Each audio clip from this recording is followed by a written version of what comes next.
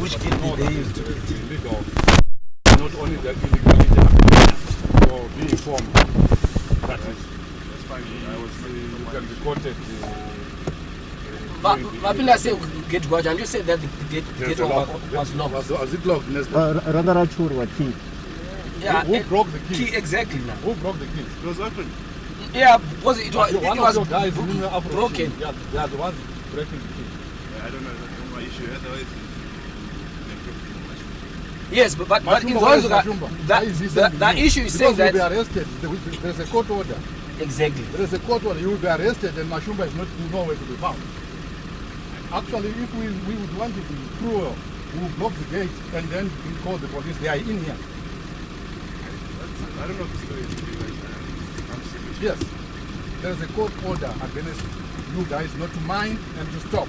Why do you think level non-stop?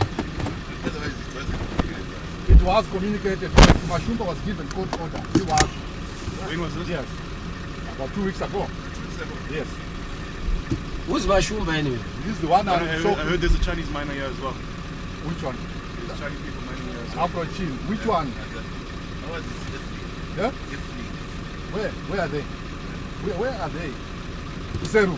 We have since stopped them long time ago. All of you guys were stopped. They are now mining there. We are going there. We are going there. So they've got an EIA. That's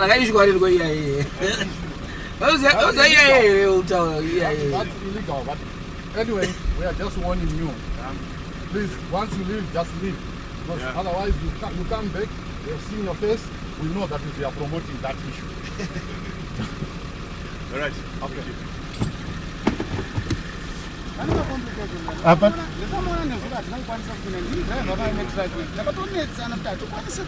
Baba, chasara kuzokurwa nefuti muri mutrack demo.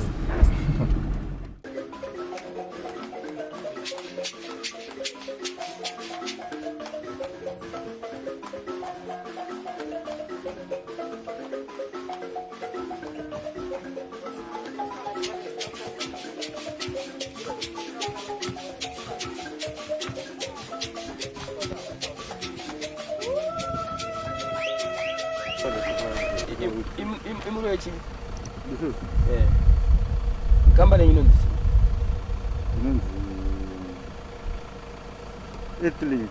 Ethling. EI certificate in your EI certificate in your phone number. Guru. Shamutalod. Kushi? Guru and Guru. And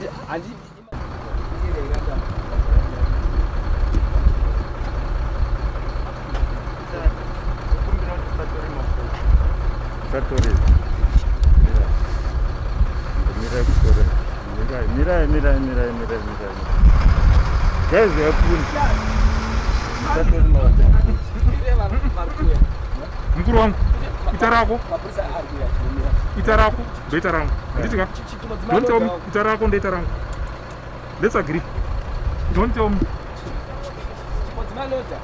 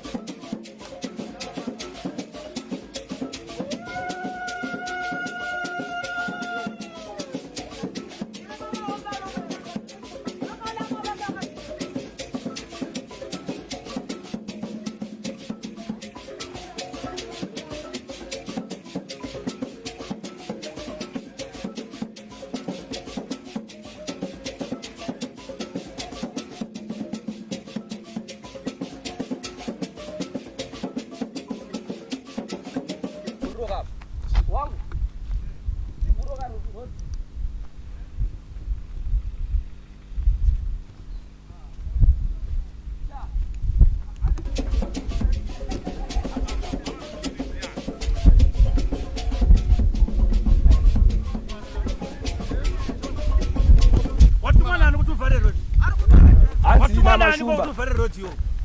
Saka urikuvhara rodi kuti tisapfuure here. Iwewe bvisa chimoto chako icho. Unobvisa moto yako. Ngabvise farara. Sate zvokupenga mani iwe. Ngabvise farara. Bvisa chimoto chako.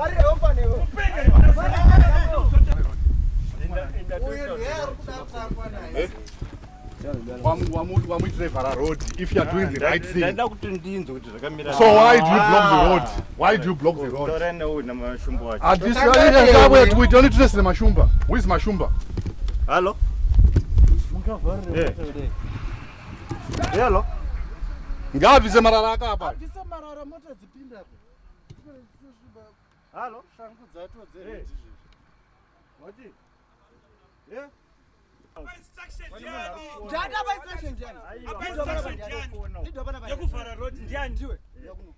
Apa instruction jani jawab instruction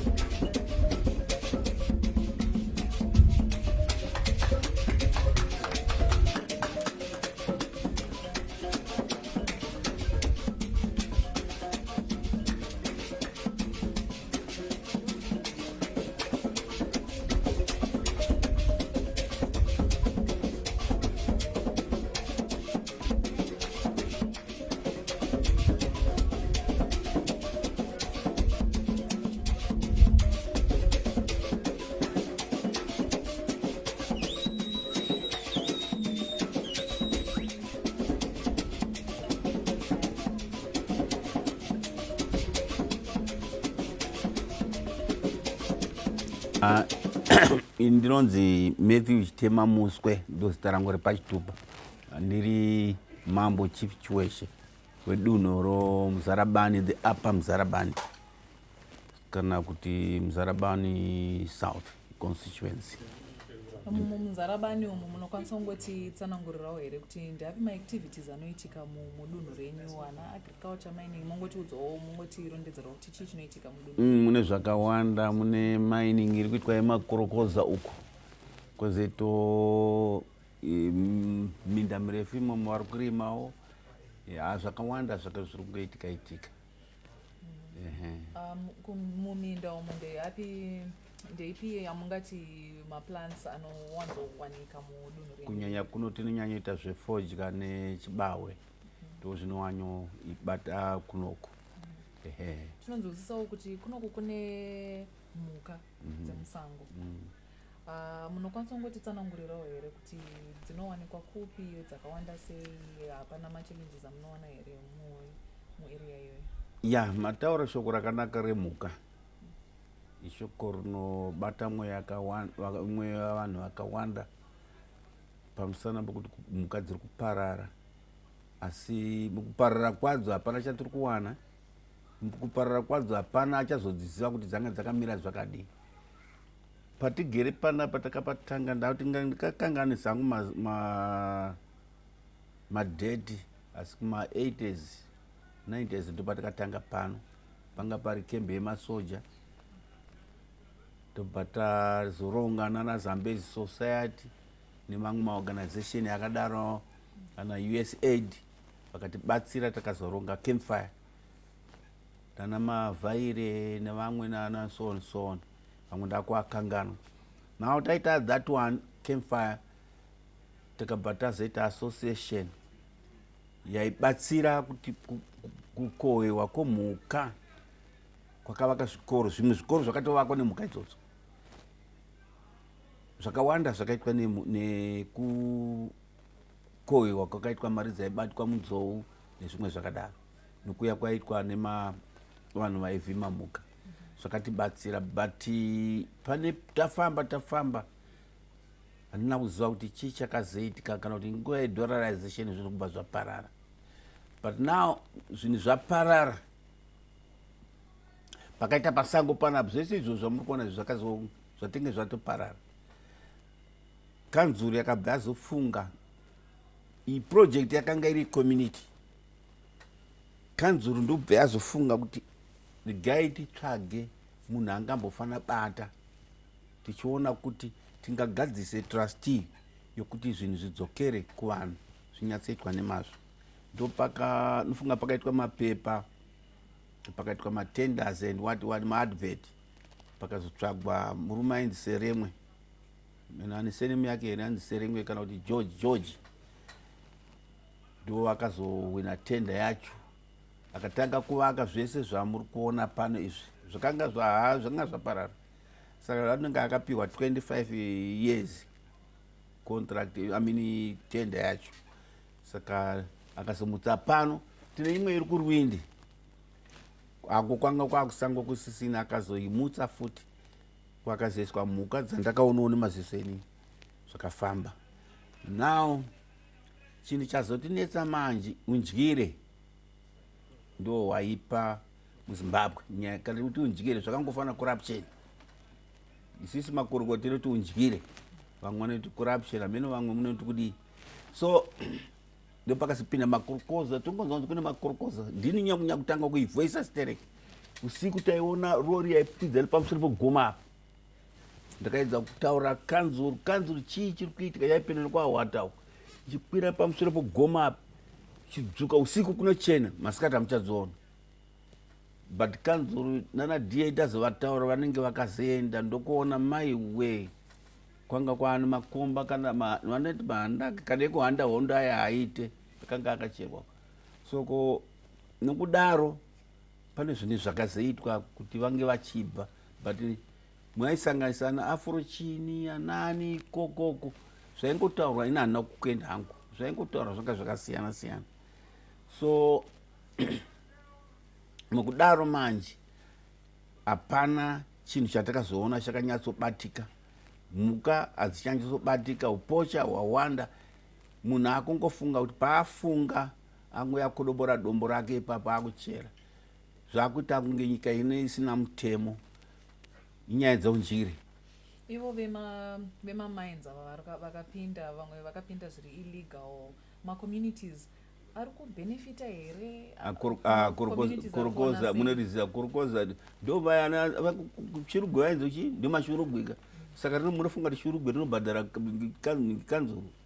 Kuwana kwecommunity kureva kuti munhu anenge atobhadhara kukanzuri yozotiwo kana kashare kana kutrustee nezita kashare kokuti inobatsirana zvino mushorugwe aibhemba nevanhu anobhadhara chii hapana rubbish rubbish so ndo hunhu huri kutambika chete imomo inyaya dzeundyire yokuti dai musina undyire zvinhu zvese hazvitambika wana kanzuri ichitadza kunotanisa vanhu iva voda kuti ndinoita sei tataura saka unotozoona kuti mutonge ndionopenga pangunozvitaura wacho saka mashoko amunawo panguva ino muchitaura kuti mune mhuka dzenyu dzamuri kuda kuti dzidzoke futi musango dzichibatsira futi macommunities moti mining haina kushata asi ngaiitwewo zvakanaka uye mune macommunities ari kuda kurimawo zvakanaka mune mashoko api amungade kutaura mining haina kuipa yakaitwa nenzira yakanaka inofana chitedzwa neveministry of mines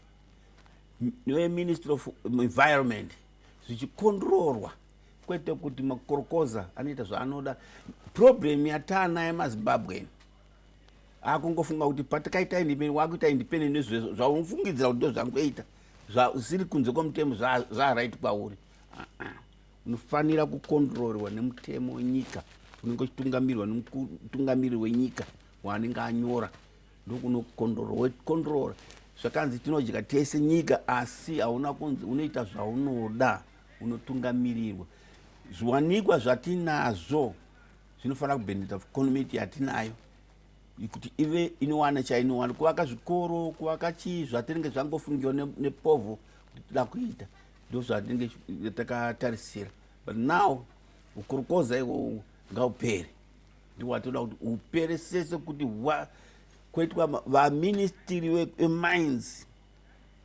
weministry of mines kana kuti kushaya motikari here kana kuti ndo chirwere chatiri kutaura ichocho kukorokoza vakukorokoza ukavaudza hapana anouya vekanzuro wacho kana ukavaudza vanenge vakutarisa sosi matarisiro wakangonditoso saka wakazonyatsozvifunga manje kuti achiko chiri kumboitika utoona kuti iyo ndo ninge unopenga ava vanenge vari kujira kusari kwava so ndo zvinhu zviri kungoitika apa tinonzwisisa kuti yakanzi inational museums and monuments site inokwanisa kungoti rondedzera izvozvo hungu yakadeclarewa senational museum and what yakadeclarewa kudaro saka tanga tine tarisidzo kuti ive inosumudzirwa kuitwa international ndopatanga tava tataura nana Dr. Marufu wokumuseum vakati takadai zvinhu zvedu takaaprova inaaprova sekuti ite international but now aya makorokoza ari kuguru ndatombotanasa izvo zvino pandau yapano ndabva katanasa mumwe ane tsamba yekuguru yayo yakapocha kuno maina izvo zvandiri kubva pano zvandau yapano ndatotanasa mumwe manje ane matsamba ekuguru asi ada kumaina ikokuno so ndamudza kuti aiwa haumaine kuno muzarabani ida kuguru saka ndo hunhu huri kuitika matsamba ari kupiwa kuguruve vanhu vomaina kuno iguruve yacho nhinge inonge inoworwa futi saka tiri kudai kanzuru kana kuti ngatiti hurumende ngaiongorore chaizvo makanzu ngaipindire kwete zvokutamba imimo environment wacho munenge mune problem munoda kuzoya zvinhu zvaipa munenge muri kupi ndudzi munenge muri kupi tenge tisingazivi aiko kukana zvanzi amaini vakazozvitaura kuhotera vakukokai imuri basi you are paid everything allowance and whatever hotels and whatever then you don't monitor your job umomonitorwa nemunhu zvake ari kungozvitaura achizvifamba isusu semajournalist tentazoudzwa kunzi pane zvakati zviri kuitika tobva tauya toinvestigate tozotaura nemi tichikuvunzaiwo kuti chii chiri kuitika tozviburitsa kuti titi izvi ndo zviri kuitika saka takazozvinzwa tikati regai tizvigadzirise yeah but ema mune ka weakness karimo kari dangerous karimo ka weakness kokuti vane they can issue ma permit and whatever kune munhu asiri qualified. How can you say ita mine when he's not qualified? Yes, ane ma claims and whatever, but process yacho kuti azenze maina kana kutanga kuchera panenge pasina. So imomuye mune worry ema yacho ukavataurira kana kuti kushayika kumotikari here vanenge kutaura vanenge atiri pano. We have an officer, district EMA officer, and funga kana kuti pana paziva. You just sit there. amene kuti airtime yamunomupa ninga chifonerani mukufonera magirlfriend here whatever I don't know. Okay. Thank you very much kuti mi mazongouyawo kuti titaure nemi, but please highlight it very strongly. Highlight it very strongly. Kana munhu achienda kumba ngaende kumba. You don't care about that one. You don't want to be rubbish officers muhouse medu. They must get away. President knows what we don't want corrupt people. Istiri pachikoro tinoti undyire. Atidi vanhu vanoita undyire muoffice. Wouya kuno kutipenzveredza tirikuita zvinhu, but you know what happens. Munhu akadaro 30-40 years arichisenza muoffice. Later on, you'll be paid his gratuity with his stupidity yaanenge aita muoffice mu nonsense dzaanenge aita muoffice. You'll be paid his gratuity and whatever compensation what his retirement package but anenge aita rubbish. So the president said, these people must get away from the office. Ngaisimudzirwe. Endai nayo nyaya yachifambe nayo. Maita basa mambo tichaita nepatinogona kuti tiite kuti nyaya iyi ibude izikanwe neveruzhinji. Ndatenda ndakanzwa kuti amai vakaita musangana kana makundwa naamai. Amai hawane marawenzi, havana fuel, havana chi. You will be paid everything, but munhu ari muoffice akagara so. Ari kuita ichi. Thank you very much, you journalist. Munhu ari muoffice, the government cars there, my office, everything, book and whatever is there. My allowance, go and do the job. Anenge akatarisa so. Nyaya yakazoparawo zvode munhu anenge achiswera ari kumunda kwake achikohwa kumunda kwake adzoka achinyepa achinyora ti allowance tokunyepa. But makaona zvikuitika allowance avaiclaim kuti taenda kunoona iye zvinhu zvakadai akanga ari yechi. Munhu ari kuswera, vanhu vakuswera kumunda vachada kuita basa. Thank you very much. The background of Mavhuradonha wilderness, it is a wilderness kind of a national park which was gazetted in 1988 by the Minister of Local Government and whatever, and given to the community management for the benefit of the community and run their own projects within and derive benefits from the Mavhuradonha wilderness itself. So it's under the management of Campfire, the Campfire, which is community Campfire. So I am leasing through RDC, the Rural District Council, the land of the wilderness. I was employed to preserve and conserve the Mavhuradonha wilderness. That's why I'm leasing that. That's why I'm in the picture. Okay, now fast forward to current events. We've seen of late the coming in of miners. You did indicate that it is a gazetted area, but we've seen miners coming in. Can you just give us a background to what's been happening of late?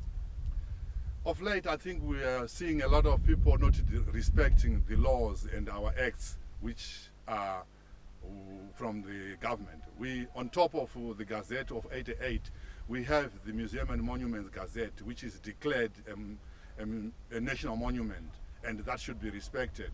But we see that is our miners and mainly our colleague from the Far East, they don't seem to respect those kind of laws.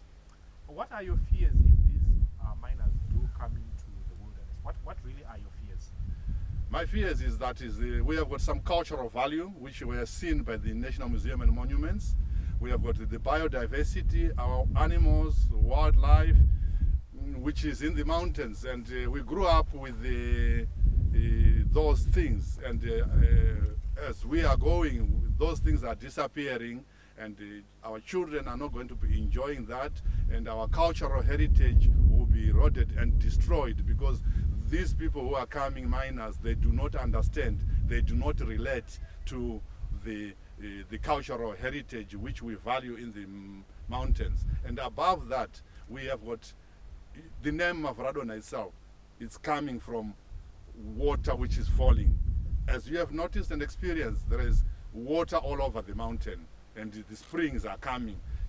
Can you imagine? I don't think anybody who is not a scientist or whatever would understand if a miner comes and there's siltation, and they will mine through the springs which are in the Mavhuradonha wilderness, what will happen? We are so much worried that it will affect the biodiversity, our cultural heritage, and above that, it will affect the livelihood of the people who are living in the lower Muzarabani, their water source is coming from the mountain, and that is a big worry for us, and that place won't be habitable. And as well, the animals, they will be coming up looking for water, and then we are going to increase the human-wildlife conflict in our area, which is sometimes then the coexistence, that is animals and people, might fail. We have got places like Kariba, animals, elephants, they are living with people, so we should be able to do that, but it has to be done through management.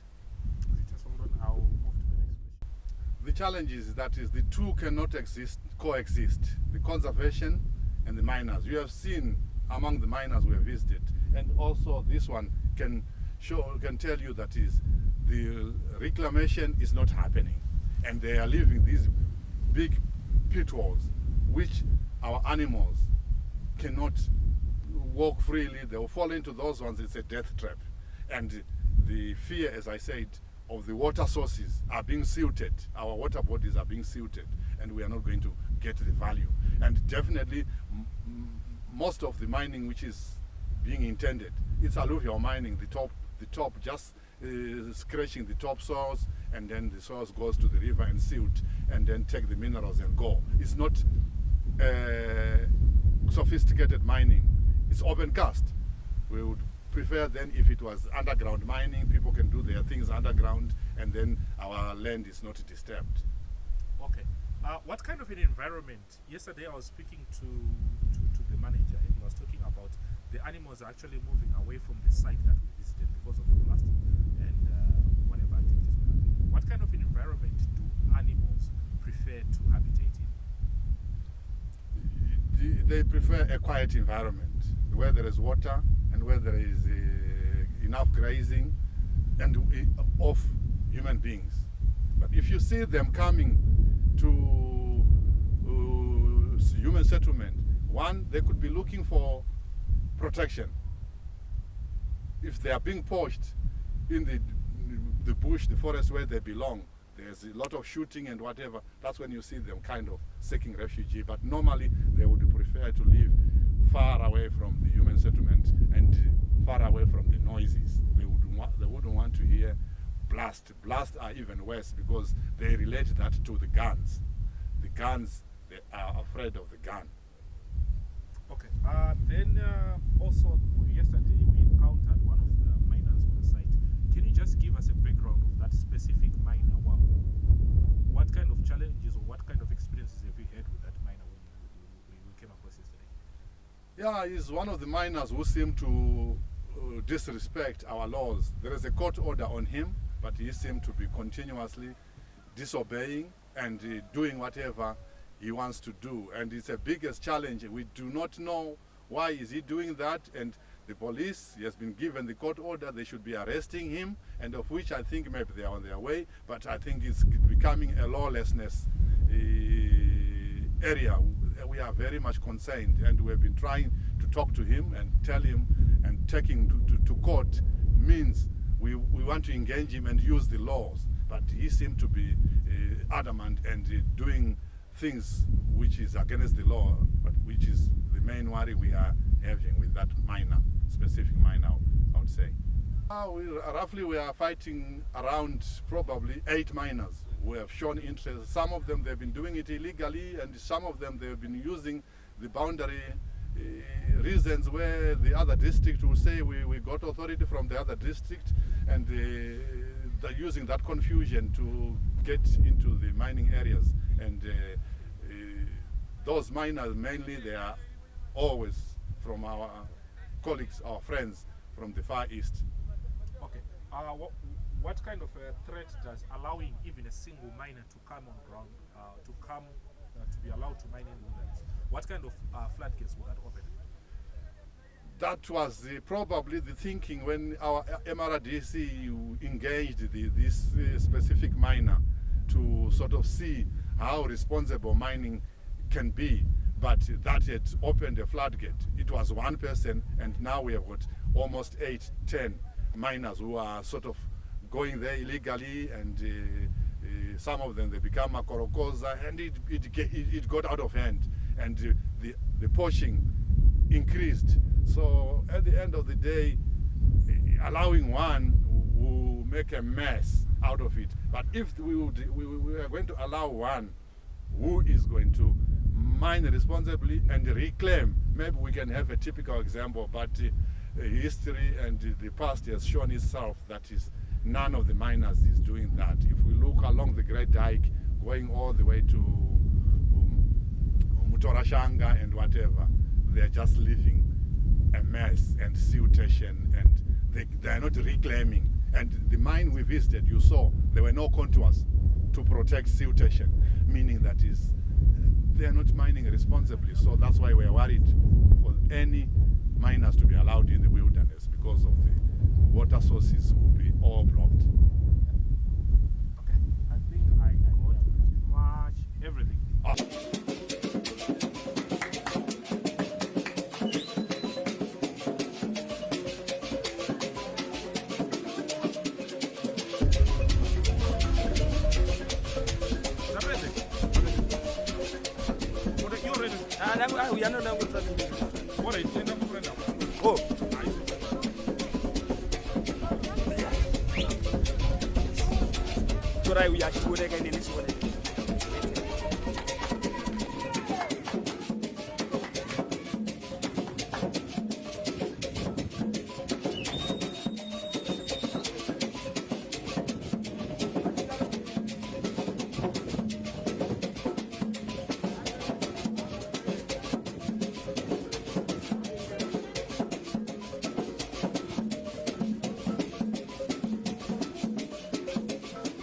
Yes, the proponent was actually granted an EIA to mine in the Mavhuradonha area, but for starters, what is very critical to understand is that the initial application by the proponent was rejected by the agents on the grounds that the activity or the project that the proponent wanted to implement was actually not in tandem with the land use. So the agents rejected the EIA on the grounds of site suitability, the area being a wildlife area, being a sensitive ecosystem. But however, the proponent went on to appeal against the decision up to when a stakeholder consultation was done, a wide stakeholder consultation was done, including the leaders of the area. And that's when the agency realized that already the proponent had a standing memorandum of understanding with the owners of the land, which is the RDC, the Muzarabani RDC. So therefore, the EIA was issued with special conditions that were being built on the MOU that was there between the proponent and the RDC. So you find that the agency has been all along since 2015, after the EIA was granted, monitoring the project, and the EIA was recently renewed in May 2021. So the 2021 May certificate is not an initial certificate, but it's just a renewal of the certificate that was issued in 2015 after a rigorous assessment. Okay, speaking to some of the stakeholders on the ground, specifically traditional leaders, they are saying that they were never consulted there was no consultation done between them and the authority before the release of this new certification. Yes, stakeholder consultation is done on the first initial EIA application, not meaning to say that follow-up consultations are done as and when it is necessary. But what I have to put across is that the EIA process has got a very clean paper trail. And really, if we are to track everything that happened, then it will be concluded that a wide stakeholder consultation was done before the implementation and granting of the EIA certificate.